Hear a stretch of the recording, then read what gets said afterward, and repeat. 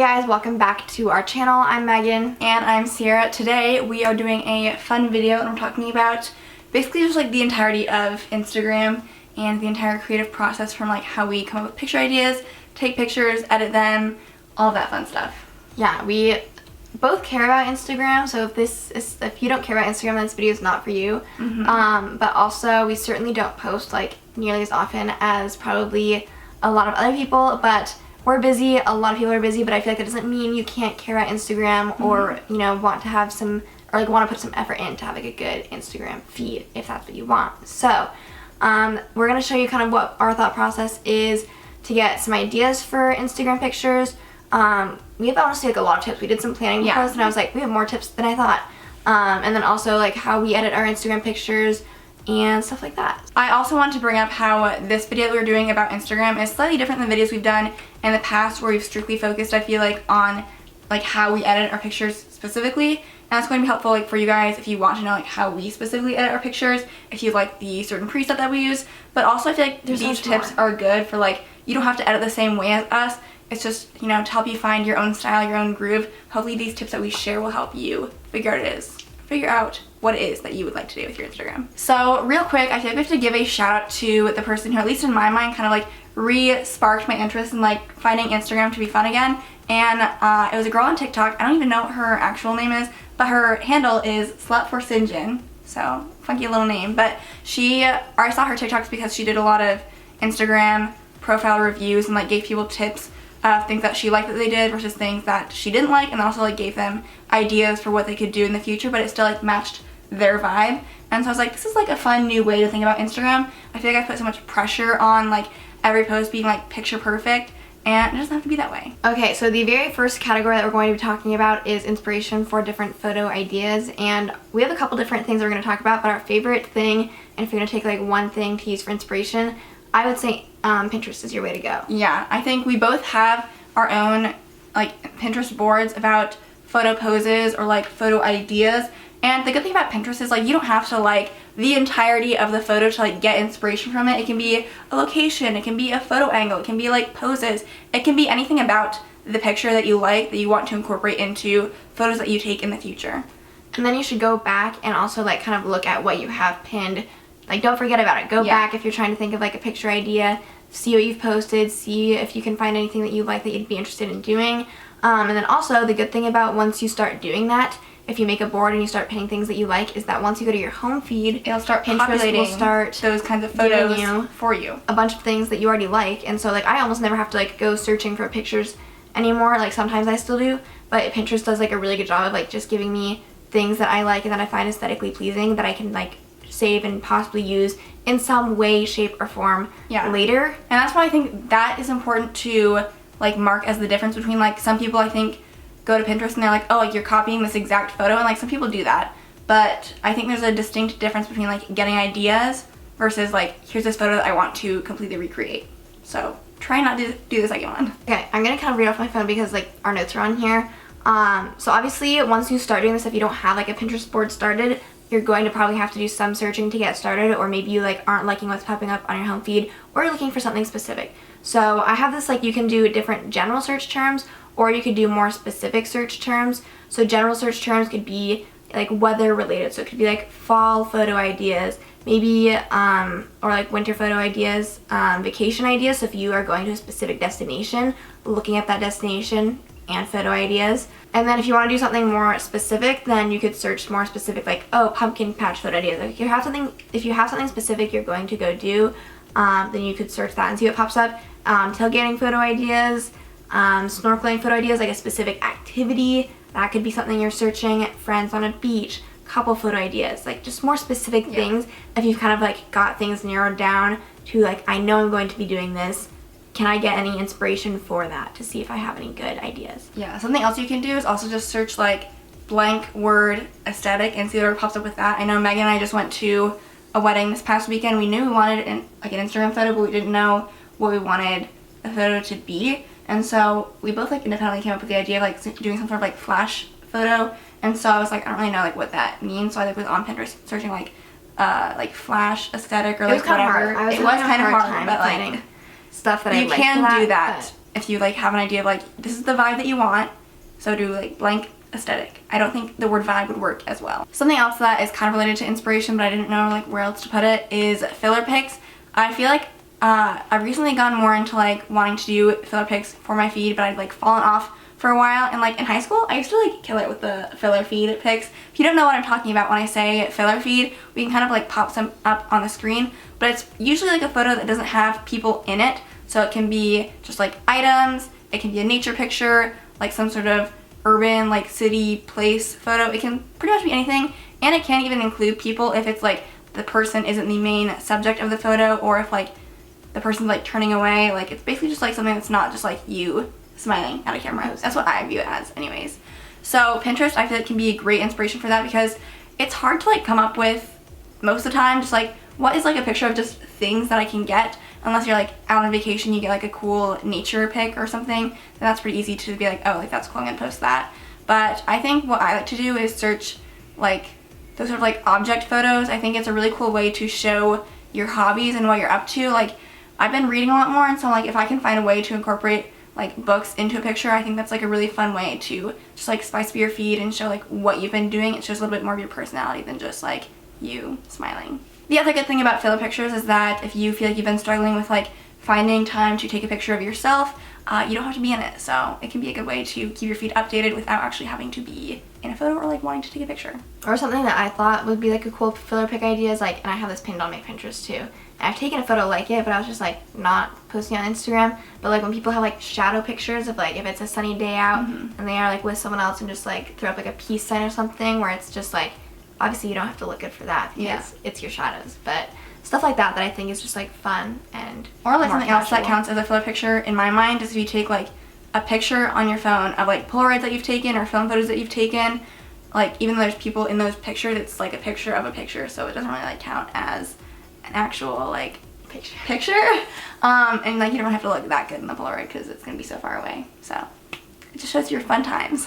Another place that I like to look at for getting some picture ideas, besides like people you follow, like you can certainly use them for inspiration as well, especially if you follow like more Instagram like influencer type people and you like their pictures that they take.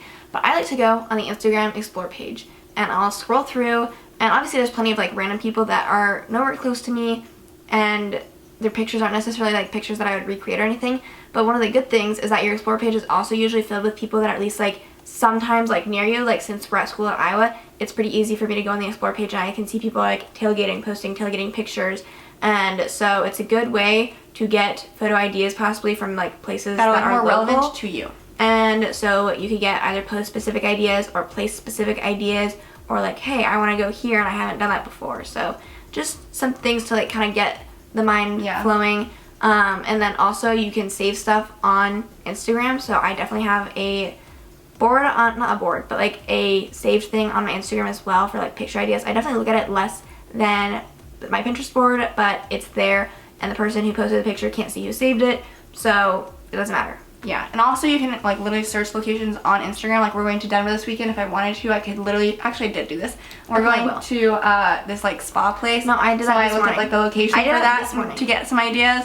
And like you can save pictures again. Or at the very least to kind of know what you're good, like what we're getting ourselves into. I didn't necessarily find like I'm copying this photo, but I got like a better idea of like the vibe of the place and things like that. All right, we are on to phase 2. We've gotten our inspiration. Now we're hopping into actually taking the pictures. And like guys, this is kind of the most important part, because if you don't have a good picture, you're gonna get to the editing process. Some people and be can like save things with edits, I will say, but it really mostly depends. You can save like, you can maybe save a bad picture with like a really good edit, but like if you have a great picture, like the editing is minimal. Like it's so low effort, and that's what you want. You want the editing process to be a breeze and like feel confident in what you're posting. So when you're taking the picture, the vibes have to be right. You have to know what the purpose of the picture is. Sometimes, you know, you want to go out and like get a picture where you just look good, and like that's kind of the whole point of the picture.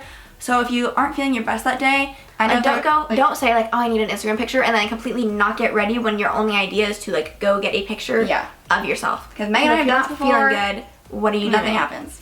Like, I'll be like, oh, I should get an Instagram picture. And if I don't put any effort into like what I look like, I'm gonna be like, what is the point of this? Because most of the time that picture idea is just like a picture of me, and I'm not going to want to share a picture of just me if I don't look good. So Yeah, because then it's like, what's the point? But then if you have on the flip side like an activity that you're doing, and the whole point of the picture is to show like the activity, then in like that sense, it doesn't matter necessarily how good you look because the focus is the activity. So you have to realize what the purpose of the picture is. Or like if you're with a group of people and you want to show you having a good time with friends, looks don't matter as much. I think I wrote somewhere in the notes that like my rule is kind of the more people in the photo, the less it matters how good I specifically look because there's not as much focus on me. Whereas if I'm the only person in the picture, I'm gonna want to look pretty good because it's just me. Also, pose wise, I'm just gonna throw this out there. You should almost always abolish the straight up, like, especially if you're in like a group of people. Like 2 people. I say like okay. I just posted a picture. No, but it was a four of us. slideshow. It was a slide. No, I just posted a picture of me, you, Haley, and Mom, and we're like all like this. I try to not do that though. But like keep it minimal. I think that's the issue is that if you do that for every picture, your entire feed is just you with people like this, and it doesn't look that good. So every once in a while, it's fine. Yeah. But for every picture, it's a little like try to come up with something else. Even though I know it's hard and annoying, but it just truly will make everything else look nicer and not so like the same thing over and over again. So I thought I'd just throw that in there because I just thought of that. The next person that is going to be very important for getting Instagram pictures is the actual photographer. So they need to be an active and willing participant, and if they are not, and if they're just dragging along because you begged them to take an Instagram picture, it is not going to be a fun experience. Yeah, because that's the whole point. Again, we want to make this video because like Instagram for us can be very fun, but you have to have the right people with you in the process because otherwise there have been times where Megan and I even have been like taking pictures, and like if I don't feel like taking pictures of Megan, I feel like you might feel like, oh, like I'm wasting serious time, like I don't want to take too much time, like then you kind of just and then the Instagram pictures aren't pretty good. The photographer is not really giving them any ideas. And I think part of that too is like if you're the photographer, you need to be figuring out what lighting is the best. You need to be helping out with poses. You don't need to be like the mastermind because I think again pre-planning and trying to go into it with ideas of as the person in the photo, what photo ideas or poses might you have. Like you have to kind of be prepped, otherwise you're gonna just be like kind of standing there. If all else fails and like you don't have anything or it's kind of like a spur of the moment thing, like try to have some decent go-to poses that you know will work, or like move around, act like you're laughing, I feel like most pictures actually look the best when they're like less posed, because if you're just like holding one position for 5 minutes, then like if you don't like one picture, you don't like them all. And so like one of our tips is as a photographer, take a ton of photos, just like have your hand like on the button and just like hold it down. But on the flip side, if you're the person who's being photographed, if you're just doing the same pose and like the photographer's like, I'm not gonna take more than 3 photos because you're doing the same thing. Mm-hmm. So if you do like more fluid movements while you're like posing, I guess, then you actually might be like, oh, I liked how I looked when I was like doing that kind of thing, so I'm gonna go and like just repeat that. And then always like as the photographer, every once in a while, like go have them look through the pictures, like get an idea of what they liked, what they didn't like, and stuff like that. If you are unable to have or find a willing participant to help you out with photos, a tripod is an option. I agree, it wouldn't be like the most convenient. It's gonna take a lot more effort to like move the tripod around and figure out what looks good, and then you can always see like the pictures until you go back and look at them. But it's an option, it's an idea if you don't have any notes to help you out. So just like some quick basic pose ideas that I feel like Megan and I kind of do. One, laughing or like fake laughing. Yeah, I know people hate it, but cringy. it works. Like I know it's cringy when you're doing it, but like Megan just posted a picture. It looks good. It looks good. It's tried and true. It's 5 seconds of your time. Yeah. Otherwise, just like kind of like walking. Like I know people do like step forward and then just like go back and then like step forward again. Sometimes I think like messing with your hair can be good. Or if you have like something like a bag you're holding on to, or like holding on to something else in your hand, like just so you're actually like doing things with your hands is good. And then also like sometimes I think it's fun to like look not at the camera. Or a classic, like if you just need a good classic pose, Vivian Audi, I think her last name is, a classic like hands on your hip, cross your legs. I'll insert like a picture on the side so you know what I'm talking about, but like that's a good, simple, single person pose idea. Mm-hmm. Last thing we want to talk about when it comes to actually taking the pictures is framing. I personally like, I know some people like to do like off to the side, whatever. I'm a very like center of the photo kind of gal, so like whatever the subject of my picture is, it's going to be front and center. For me, it mostly comes into how close or far do I want the photographer to be to me, and like what kind of lens am I wanting for the picture. So for iPhones, I don't know like what type of lens options there are for Androids, but the newer iPhones have those like zoom like wide lenses or like the closer in lens. I love the wide lens for a lot of pictures, especially travel pictures. I think for Hawaii, most of the pictures that we got ended up being taken with the wide lens because it gets so much of the background in, and like there are certain situations though that vibe. definitely like is not necessarily like the better option, but it's always fun to like try out. It takes like 1 second to click the 0.5 and do a couple with that too and see what you like more. And then if you want like a close-up shot too, I don't use the zooming in one quite as much, but it can be good to like get a slightly different frame than like someone just walking up closer to you. It's like different vibes. So you can try that out if you want to. Otherwise, also a tip when someone's taking pictures, if you don't know like where you want them to be, like with how close or how far, have them like start far, take a picture, get closer, take a picture, like take a picture, and then like look through them and see which distance you like the best, because most of the time I feel like I'm a waist up kind of gal, but maybe I have a cute outfit on and I'm like, oh, I want like the whole outfit in it.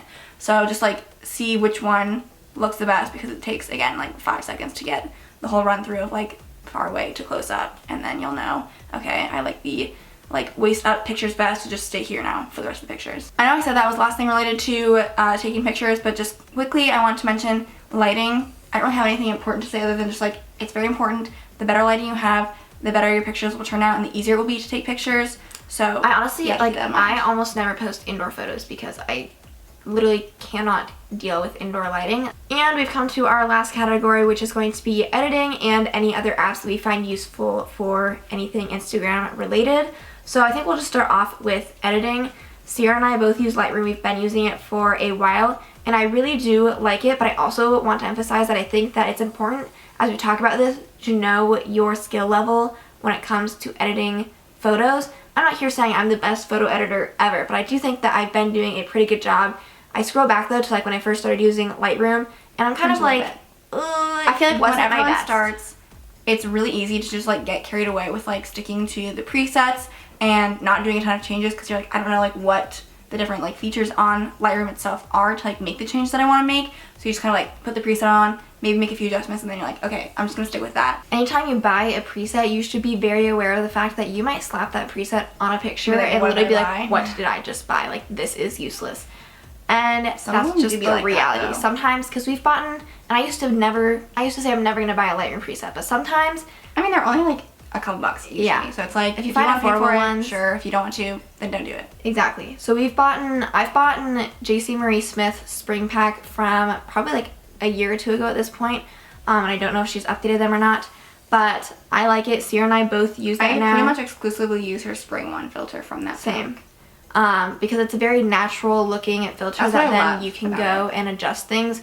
So usually things that we'll do is Sierra likes to take the grain down. I usually do, but sometimes depending on the picture, I'll keep it or just adjust it down a little bit. The things that I do every time when I'm adjusting with the preset. So like, and this is not a Lightroom tutorial, so no, it's not.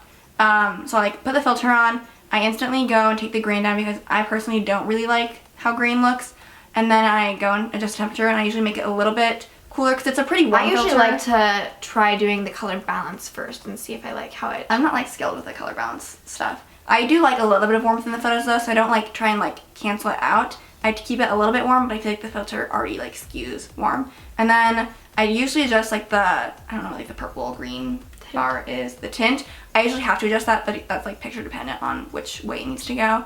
And then I have been saying what Megan just said, justice for green and justice for yellow.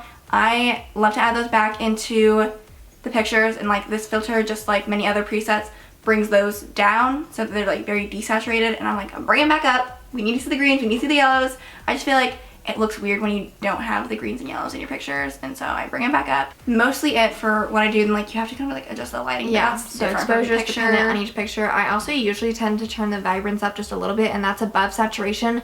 The difference between vibrance and saturation is that saturation will turn all of the colors up, and vibrance will do all of them but orange, so it avoids you looking like a monster. And finally, the last thing we have in the editing category, which actually is like not really editing at all, but it's more so when you're posting your picture.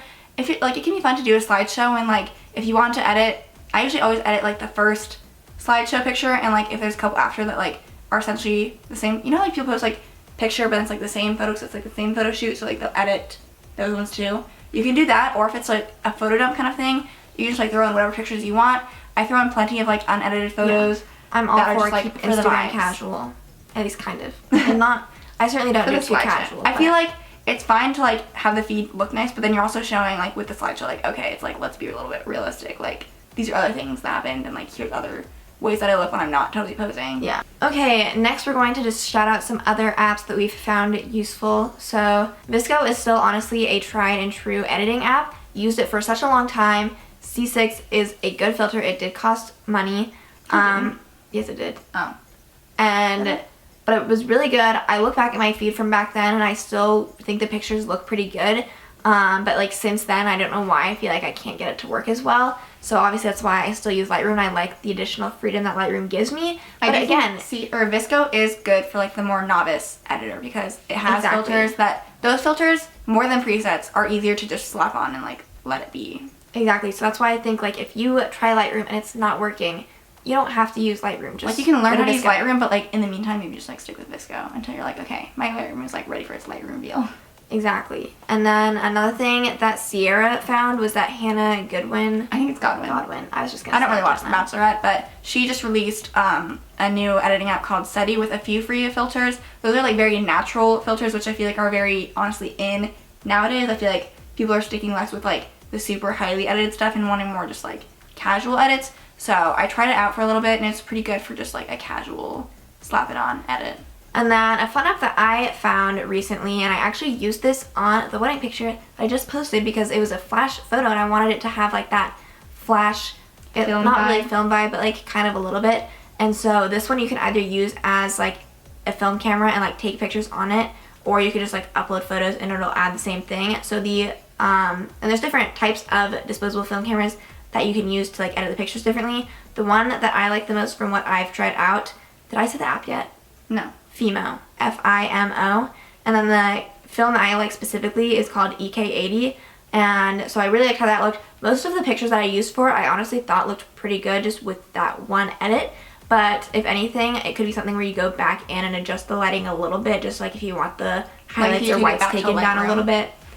I don't use that film app, I guess, but I found one called Dazcam, and I like the Classic U camera. I haven't tried out all those cameras on that app, but again, it's just like if you want to throw a picture on that like has sort of a film edit, you can try that app out. And then another pretty common one is Inspo by David Dobrik, and that is one where you also can't see the pictures though until like the next day. So in that sense, good for living in the moment, but not good if you end up with no pictures that you like. And I don't love how that one edits the pictures, but to each their own, you know. Use that one. Thought we'd throw it out there. And then of course, another option is if you actually use disposable film cameras or have like an actual nice film camera or Polaroid and just like using that stuff as well. Yeah, and then also one last app that's not related to photo editing is, I always say Unum. Me too. Some people say UNUM, but it's such a good app. It's spelled. And it's just one of those feed planning apps where you connect it to your Instagram and you can upload pictures to see like if it looks good with your feed. You can compare if you like are between two photos, which one would look better. I've been using that for years at this point to just make sure that the picture I'm going to upload next looks good. So there are all of our tips for how we go about coming up with all of our Instagram ideas. Yeah, hopefully you guys enjoyed this video, and if you did, make sure you give it a thumbs up. If you have any other cool apps that would be fun to know, then make sure what's you your favorite comment down Instagram below. necessity? Or you could comment like your favorite person that you get your presets from, if you're a Lightroom user, stuff like that. I think that would be good information to just like leave down below for anyone else that's interested. So since this video is all about Instagram, feel free to follow ours in the description down below. Maybe Megan will put them up on the screen. But that's all we have for this week. We will see you guys whenever we post next. Bye.